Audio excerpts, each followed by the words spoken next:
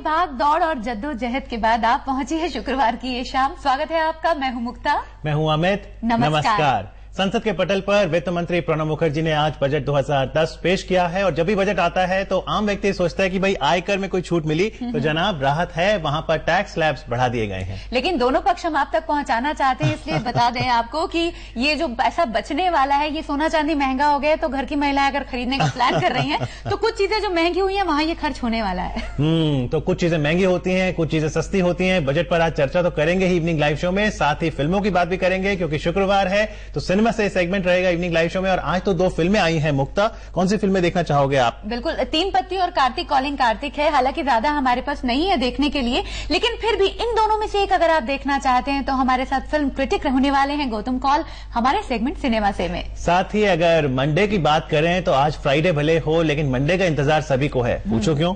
होली है भाई, हम तैयारी से आए हैं पूरी। बिल्कुल, रंगों का त्योहार होली आने वाला है, लेकिन जब होली आता है तो फेस्टिव स्पिरिट तो होती है, लेकिन उसमें बहुत जरूरी है कि आप अपनी आंखों का ध्यान रखें, अपनी त्वचा का ध्यान रखें। तो आज हमारे साथ डॉक्टर तनुज दादा होंगे, all India institute of medical sciences के आरपी सेंटर ऑप्थेमोलॉजी के सेंटर से हैं और हम डॉक्टर दादा से कुछ टिप्स लेंगे। बिल्कुल लेंगे और साथ आपको बता दें कि ब्लाइंड वेलफेयर वीक शुरू होने वाला है कल से। तो ऐसे लोग जो शारीरिक रूप से अक्षम रहते हैं उनके सुधार के लिए क्या क्या कार्यवाही हो रही है, क्या क्या अच्छी तरफ वो जा रहे हैं, ये जानकारी हम लेने वाले हैं पूरी तरह। ये फोन इन सेगमेंट है, आप भी हमारे साथ इस सेगमेंट में शामिल हो सकते हैं। कृपया हमारा फोन नंबर नोट करें। आप हमें फोन कर सकते हैं 23097532 पर। नंबर आपकी स्क्रीन पर 23097532 पर। डॉक्टर तनुज दादा से आप पूछ सकते हैं आंखों के बारे में और साथ ही बजट पर यदि आप अपना सवाल रखना चाहें तो भी नंबर यही रहेगा।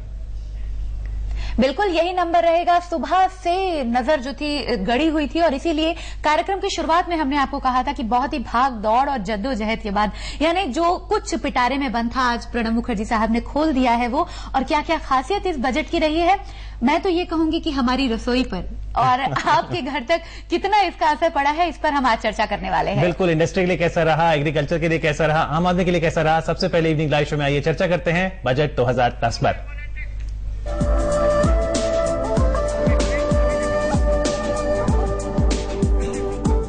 और बजट पर बातचीत के लिए स्वागत कीजिए 2 खास मेहमानों का। हमारे साथ हैं प्रोफेसर महेंद्र लामा, आप वाइस चांसलर हैं सिक्किम यूनिवर्सिटी के। प्रोफेसर साहब नमस्कार। नमस्कार। बहुत बहुत स्वागत है। अमित, मैं ऐड कर दूं youngest vice chancellor youngest vice chancellor for national university in India. और साथ ही हमारे साथ देश के जाने माने chartered accountant doctor Sunil Gupta भी हैं। सुनील जी, आपका भी स्वागत है। बहुत बहुत स्वागत है। और बजट पर जब मैं आपसे लेना चाहूंगी सबसे पहले, बजट की जब हम बात कर रहे हैं, क्या नंबर आप देना चाहेंगे as a chartered accountant? Budget पे नंबर शुरू में लेंगे या लास्ट में? बिल्कुल शुरू में लेंगे सबसे पहले, क्योंकि धीरे धीरे उन एक नंबर जो आपने दिया उसको हम क्लैरिफाई करते जाएंगे। 10 में से कितने अंक? हमारे हिसाब से तो बजट को 10 में से 10 अंक मिलने चाहिए। जी, 10 में से 10 अंक प्रोफेसर लामा। और डबल डिजिट ग्रोथ रेट होगा, ऐसा एक आश्वासन भी वित्त मंत्री ने दिया है कि ग्रोथ रेट 10% हो जाएगा। फिस्कल डेफिसिट की अगर बात करें तो 6.9 से 5.5% कमी बात कर रहे हैं और वो तब होगी जब ग्रोथ रेट 10% होगा। तो किस तरह से देखते हैं आप भारतीय इकोनॉमी को, खासतौर पर इकोनॉमिक स्लोडाउन की बैकड्रॉप में?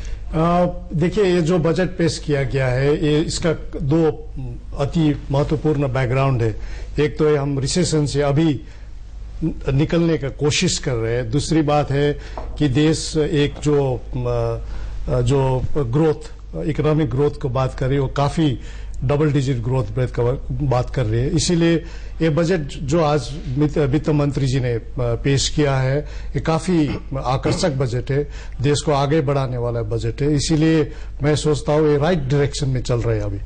आपने इंटरनेशनल लेवल पर भी काम किया है। साउथ एशिया की अगर बात करें तो अगर आपके मुंह से ये बात निकल करके आ रही है कि आकर्षक बजट है तो फिर मुझे लगता है हमें एक अच्छा सपना देख सकते हैं।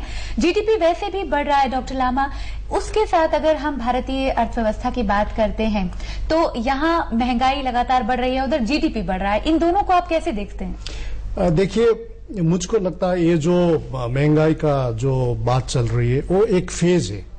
वो माने एक फेज है। ये फेज कभी आता है कभी जाती है। अभी आपने जो आर्थिक व्यवस्था का, देश में आर्थिक नीति का, आर्थिक व्यवस्था का और आर्थिक ढांचा का जो इतिहास देखा है तो आपको लगेगा कि इस तरह ऐसा फेज आता रहता है और आएगा और जाएगा। और मुझको लगता है ये भी एक अस्थायी फेज रहेगा। और जिस तरह से सरकार कोशिश कर रही है कि इस फेज को डील करने के लिए आई थिंक उस जो नीति निर्धारण कर रहे हैं आज जो बजट में काफी ऐसा नीतियां है जो इस फेज को ठीक तरह से चैलेंज करेगा, मुकाबला करेगा और समाधान देने की कोशिश। I think this is the right direction और एक अस्थायी फेज। कौन सी नीतियां आई हैं, कौन से पॉलिसी रिफॉर्म्स आए हैं इस बजट 2010 में कि आप 10 में से 10 दे रहे हैं? सुनील जी, देखिए, सबसे बड़ा जो अचीवमेंट फाइनेंस मिनिस्टर का है वो है इन स्पाइट ऑफ के हमारे 8% पब्लिक एक्सपेंडिचर में ग्रोथ हुई है इस साल बजट में, बजटरी एक्सपेंडिचर में, उसके बावजूद फिजिकल डेफिसिट 5.5% रखने में कामयाब रहे हैं फाइनेंस मिनिस्टर। तो ये एक बहुत बड़ा अचीवमेंट है, जबकि सब लोग सोच रहे थे कि this will cross 7% this time. तो ये एक बहुत बड़ी बात और है। अगले 2 सालों के लिए वो कह रहे हैं 5.4 अगले 2 सालों के लिए इट विल कम नियरली 4%। तो ये और भी बहुत ही और भी बहुत अच्छी बात है, और ये बहुत अच्छा मौका भी है फाइनेंस मिनिस्टर के लिए, क्योंकि इलेक्शन 4 साल बाद होने हैं। अगले 2 सालों में, 3 सालों में ये किसी भी तरीके से करके, चाहे टैक्स कलेक्ट करके या कोई भी और जो भी बहुत तरीके हैं, फिजिकल डेफिसिट को कम से कम ले आए, तो इससे देश लॉन्ग टर्म सुदृढ़ हो जाएगा। लेकिन यहाँ अगर बात करें, जिस तरह के इनकम टैक्स में रिबेट की बात आ रही है, तो जिनकी ज्यादा सैलरी है उनको ज्यादा फायदा हो रहा है। यहाँ मैं आपसे जानती हूँ, अगर 20 से 40 हजार की किसी की तनख्वाह है महीने की, तो उस पर बजट का क्या असर होगा? अभी देखिए, इन्होंने जो टैक्स स्लैब्स चेंज किया है, उसमें 25,000 रुपए तक जिनकी तनख्वाह है उन लोगों को कोई फायदा नहीं होने वाला है, क्योंकि पहले भी उनको 10% के स्लैब में था 1,60,000 रुपए से लेकर 3 लाख तक, अभी भी वो 10%। लेकिन वो सेविंग्स ज्यादा कर सकते हैं 80C में। वो सेविंग्स ज्यादा जो कर सकते हैं, वो पहले 1 लाख रुपए 80C की सीमा थी, अब 20,000 रुपए उन्होंने बढ़ा दी है लॉन्ग टर्म स्पेसिफाइड या जो नोटिफाइड इंफ्रास्ट्रक्चर बॉन्ड में। लेकिन ये भी 20,000 गवर्नमेंट के साथ जो आप बता रहे हैं, 20,000 रुपए की इन्वेस्टमेंट करनी पड़ेगी। लेकिन जिसका 25,000 मासिक से ज्यादा तनख्वाह है उसको फायदा हुआ है? उसको फायदा हुआ। क्या फायदा है उसको? मान लीजिए किसी की 50,000 रुपए तनख्वाह है, उसकी तनख्वाह हुई 6 लाख रुपए।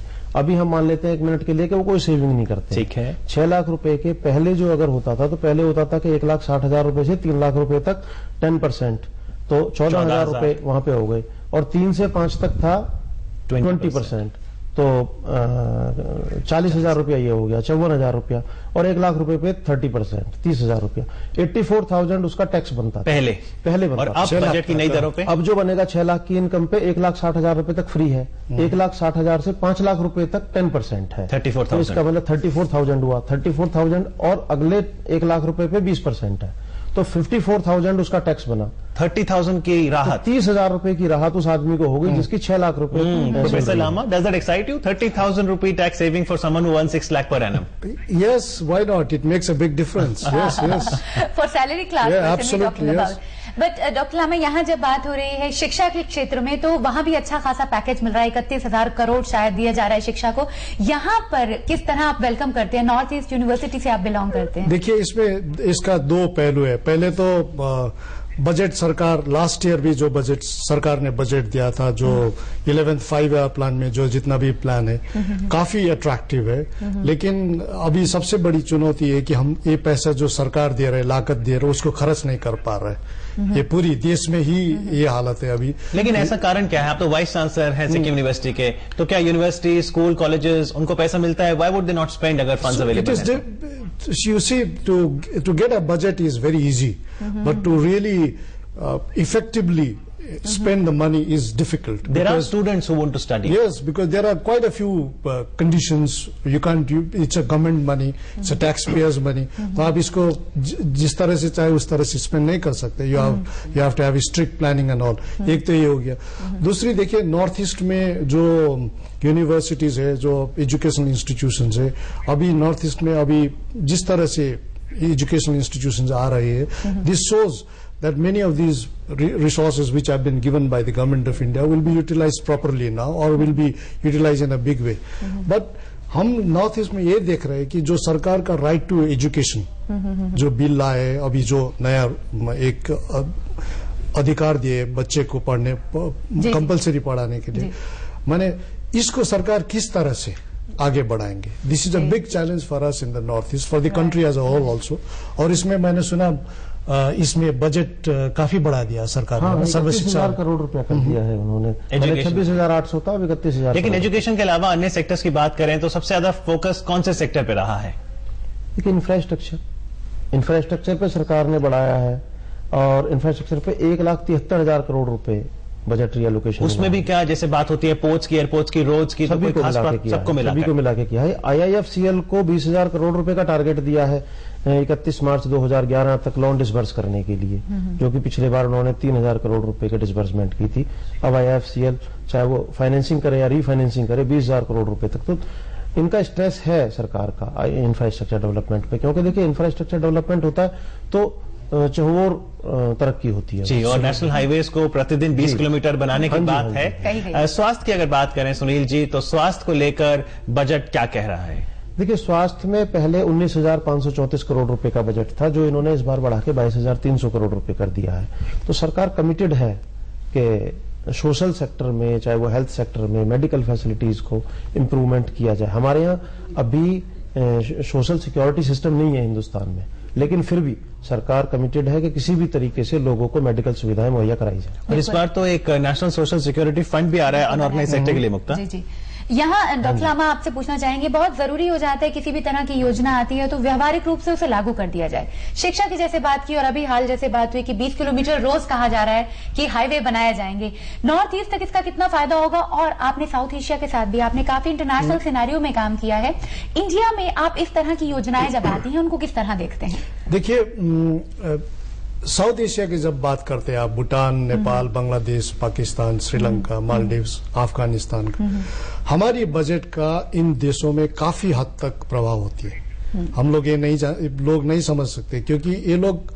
हर देश, साउथ एशिया के हर राष्ट्र देखते हैं कि भारत की बजट कैसी होगी। आज मुझको लगता है भारत में से भी ज्यादा इन देशों में टेलीविजन देखा होगी कि क्या दे रहा है बजट। तो आज जिस तरह से बजट आया है, आपको क्या लगता है what would be their reaction to Indian budget? So they will be now preparing. आज इंडिया ने ऐसा किया है, क्योंकि इसका दो तरह का, एक तो सब देख रहे हैं कि भारत किस तरह से बजट बना रहा है, किस तरह से आगे बढ़ रहा है, एक देख। दूसरी बात, भारत का बजट से इन देशों को क्या प्रभाव पड़ती है। जैसे ओपन बॉर्डर है between Nepal and India, between Nepal and Bhutan and India, Bangladesh के साथ काफी हद तक ओपन बॉर्डर है। तो प्रोफेसर लामा, जैसे ओपन बॉर्डर है नेपाल के साथ, अब नेपाल को जैसे तेल भारत देता है, आज ये बात हुई कि जो सेंट्रल ड्यूटी है वो पेट्रोल प्रोडक्ट्स पे 1% बढ़ जाए, लिहाजा पेट्रोल के दाम बढ़ेंगे, तो क्या नेपाल पर भी इसका असर? जरूर जरूर, एक बहुत बड़ा असर पड़ेगा नेपाल को, भूटान को, बांग्लादेश को, to a large extent even Pakistan and Sri Lanka को। एक तो ये हो गई।